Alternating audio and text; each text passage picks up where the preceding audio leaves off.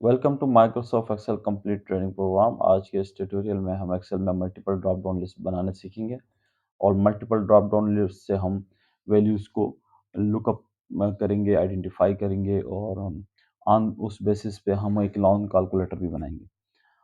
मिसाल के तौर पर एक आपकी कंपनी है, उस कंपनी में आपके पास 3 प्रोडक्ट्स हैं, कार, लैपटॉप और मोटरसाइकिल। और उन प्रोडक्ट्स की फर्दर सब कैटेगरीज़ हैं लाइक कार की बीएमडब्ल्यू, ऑडी और टोयोटा। लैपटॉप्स में आपके फर्दर कैटेगरीज़ हैं डेल, एचपी, आईबीएम और मोटरसाइकिल्स में आपके पास यामाहा, होंडा, कावासाकी है। उनकी कॉस्टिंग्स हैं अकॉर्डिंगली। और ये आपके पास एक डेटा है जिसकी कॉस्टिंग्स भी बनी हुई है सारी। ओके, आप इसका हम एक प्रोडक्ट का लोन कैलकुलेटर बनाना चाहते हैं, उसकी मल्टीपल ड्रॉप डाउन लिस्ट बनाना चाहते हैं। मिसाल के तौर पर अगर कोई यहाँ लैपटॉप ले और लैपटॉप आईबीएम का ले, तो उसकी कॉस्ट आए यहाँ पे और उसकी डाउन पेमेंट ऑटो में कैलकुलेट हो। और अगर इंस्टॉलमेंट टेन्योर 1 ईयर हो तो क्या बने इंस्टॉलमेंट, और इंटरेस्ट रेट्स डिफरेंट हो तो क्या इंस्टॉलमेंट बने मंथली।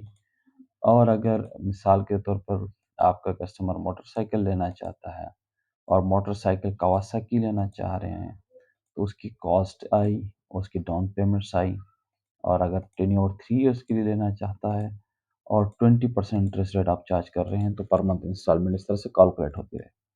इसके लिए हम एक काम करेंगे कि मैंने ये सारा डिलीट कर लिया और एक नई शीट में इसको मैंने प्लेस किया है सारे डेटे को। तो हम इसको दोबारा से ये कैलकुलेटर बनाना बनाना शुरू करेंगे। हम पहले फार्मूला बार में जाके हम नेम मैनेजर डिफाइन करेंगे। नेम मैनेजर डिफाइन करेंगे। डिफाइन नेम अगर आप पिछली पिछली ट्यूटोरियल्स देखें तो आपको डिफाइन नेम मिल जाएगा कि कैसे नेम डिफाइन करते हैं। अब हम यहाँ से सिलेक्शन क्रिएट करेंगे और हम ये कहेंगे कि जो टॉप रो है वो डिपेंडेंट है और इसके नीचे जो वर्टिकली डेटा है ये इसमें सेव हो जाए और ये इसका वेरिएबल हो। हमने डेटे को ऐसे पेश करना है कि ये कैटेगरी है प्रोडक्ट के। तो मिसाल तौर पर ये कार और लैपटॉप है, तो हमने डेटा में इसको ट्रांसपोज़ करना है, मीन्स हॉरिज़ॉन्टली लिखना है और उसकी कैटेगरीज़ लिखनी है। फर्दर जो उसकी कैटेगरीज़ हैं उनको ट्रांसपोज़ करना है और उनके जो डेटा है उस इसी तरह डेल है तो उसको फर्दर ट्रांसपोज़ करना है मिसाल के तौर पर यहाँ से आगे, और उसकी कॉस्टिंग। और यामाहा मोटरसाइकिल वगैरह, इसको भी हमने ट्रांसपोज़ मीन्स हॉरिज़ॉन्टली लिख लेना है और उसकी अकॉर्डिंगली कॉस्टिंग्स लिख लेनी है। तो अब हम ये ड्रॉप डाउन लिस्ट बनाएँगे डेटा से, डेटा वैलिडेशन के टैब से जाके। डेटा वैलिडेशन में हम अपनी पहली लिस्ट क्रिएट करेंगे और सोर्स में हम बताएँगे कि ये हमारा बेसिकली प्राइमरी सोर्स है। ओके। जब हमने सेलेक्ट किया तो ये कैटेगरी ऑफ प्रोडक्ट खुद ही ऑटो में आया बेसिकली नेम मैनेजर में। ये तीनों कैटेगरीज़ इस कैटेगरी इस नेम के अंदर सेव हुए हुए हैं।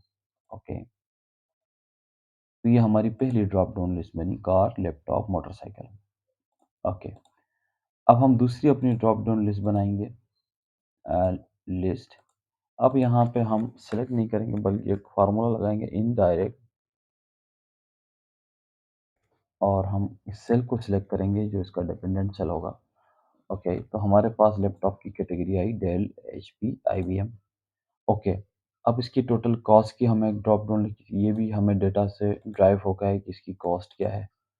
List equal to indirect. Okay, इसको सिलेक्ट करेंगे, हमारे पास इसकी कॉस्ट भी आ गई। ओके। और अगर हम इसका ज़रा फॉर्मेटिंग कर लेते हैं, डॉलर साइन लगा लेते हैं और ज़रा बेहतर कर, okay, equal to this multiply by down payment हमारे पास 20% है। ऑलराइट, ये हमारे पास इसकी डाउन पेमेंट आई। इंस्टॉलमेंट टेन्योर का एक ड्रॉप डाउन लिस्ट बनाते हैं। लिस्ट, ये हम इधर ही लिख लेंगे 1, 2 एंड 3। ये एक ड्रॉप डाउन लिस्ट बनी 3 साल। ये हमारे पास कैटेगरी आई। तो वह 1 साल के लिए, 2 साल के लिए, 3 साल के लिए हम कितने सालों की इंस्टॉलमेंट हम बनाना चाहते हैं। एक और ड्रॉप डाउन लिस्ट बना लेते हैं मार्कअप की। और मार्कअप में हम कहते हैं कि कुछ कस्टमर्स के साथ या कुछ प्रोडक्ट पे हम 18% और कुछ प्रोडक्ट पे हम 20% चार्ज कर रहे हैं। तो ये हमारे पास एक और ड्रॉप डाउन लिस्ट आ गई। ओके, अब हम यहाँ इंस्टॉलमेंट कैलकुलेट करेंगे। तो यहाँ हम एक फ़ॉर्मूला इंट्रोड्यूस करेंगे जो है पीएमटी। पीएमटी मीन्स कांस्टेंट अगर कोई इंस्टॉलमेंट पे कर रहे हैं, आप मंथली 1000 दे रहे हैं या 2-2000 पेमेंट कर रहे हैं, तो ये कांस्टेंट पेमेंट है। तो ये यहाँ पे इसकी डेफिनिशन भी आ रही है, calculate the payment for the loan based on constant payments, on constant interest rate, ठीक है? एक ही इंटरेस्ट रेट है और एक मंथली एक ही अमाउंट पे कर रहे हैं, तो उस वक़्त ये पीएमटी इस्तेमाल होगा।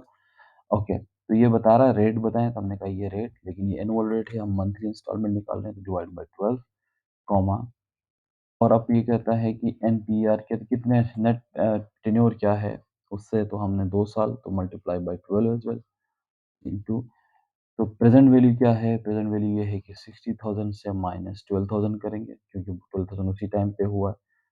ओके, तो ये हमारे पास पीएमटी आया, $2443 जो है ना हमारे पास इंस्टॉलमेंट बनेगी पर मंथ, अगर ये लैपटॉप आईबीएम का 60,000 का परचेज़ हो, 12,000 डाउन पेमेंट चली जाए, 2 साल का इंस्टॉलमेंट टेन्योर है, 20% मार्कअप हो, तो ये, और अगर हम इसमें से कोई भी वेरिएबल चेंज करें, मिसाल के तौर पे इंटरेस्ट रेट चेंज करें, तो ये इसने फिगर चेंज कर दी, 2396, और अगर हम टेन्योर बढ़ाएँ, तो 1735 पर मंथ आएगा।